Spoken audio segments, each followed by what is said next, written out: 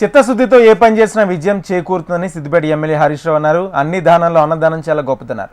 సిద్దిపేట అమర్నాథ్ అన్నదాన సేవా సమితి సభ్యులు సొంత డబ్బులు ఖర్చు చేస్తూ అన్నదానం చేస్తూ దక్షిణ భారతంలోనే సిద్దిపేట పేరు నిలబెట్టారని తెలిపారు.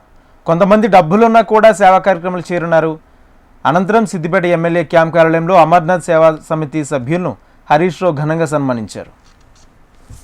కొంతమంది పాపం దానం చేస్తారు, కానీ ఇక్కడ మన అమర్నాథ్ అన్నదాన సేవా సమితి ఏంటంటే స్వయంగా మనం వెళ్ళి అక్కడ వడ్డించి వాళ్ళ కడుపు నింపడం అనేటువంటిది చాలా గొప్ప కార్యక్రమం. అంటే ప్రతి సంవత్సరం కూడా మన సభ్యులు చైర్మన్ గారు అక్కడ ఉండి వంట వాళ్ళతో పాటు వీళ్ళు కూడా అక్కడ ఉండి ఆ సేవ ఏదైతే చేస్తున్నారో చాలా గొప్ప సేవ. సో ఆ పనిలో పరమాత్మని చూసుకునే విధంగా ఆర్థికంగా సహాయం చేయడమే కాదు, మీరు ఫిజికల్గా కూడా అక్కడ దాకా వెళ్ళి ఏదైతే ఈ మంచి కార్యక్రమం చేస్తున్నారో ఇది మన సిద్దిపేట యొక్క పేరు ప్రఖ్యాతులను దక్షిణ భారతదేశంలోనే నిలిపింది. తెలంగాణకే కాదు, మన రాష్ట్రంలోనే కాదు, దేశంలోనే సిద్దిపేటకు ఒక పేరు వచ్చిందంటే ఎవరు చేయలే.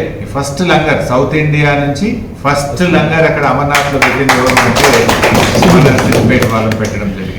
హనుమాన్ దీక్షాపరుల కోసం కూడా రావి చెట్టు హనుమాన్ల దగ్గర మరి పర్మనెంట్ గా ఒక భవనాన్ని నిర్మించి అసలు 41 రోజుల పాటు దీక్షాపరులకు ఉచిత భోజనాన్ని భిక్షను పెట్టినటువంటి మొట్టమొదటి పట్టణం కూడా సిద్దిపేట పట్టణమే. సో అటు హనుమాన్ దీక్షాపరులకు భిక్ష పెట్టే కార్యక్రమం కానీ, అమర్నాథ్ కేదార్నాథ్ భక్తులకు కడుపు నిండా భోజనం పెట్టే కార్యక్రమం కావచ్చు. అదేవిధంగా అయోధ్యలో కూడా 45 రోజుల పాటు 5 లంగర్లు పెట్టి అక్కడ కూడా భోజనం పెట్టేటువంటి కార్యక్రమం కావచ్చు. ఇలా ఎన్నో చాలా చాలా మంచి కార్యక్రమాలు మన సిద్దిపేట అందించింది. అంటే ఎక్కడైతే భగవంతుని కొలుస్తామో, ఎక్కడైతే దేవుడికి మనం చిత్తశుద్ధితో సేవ చేస్తామో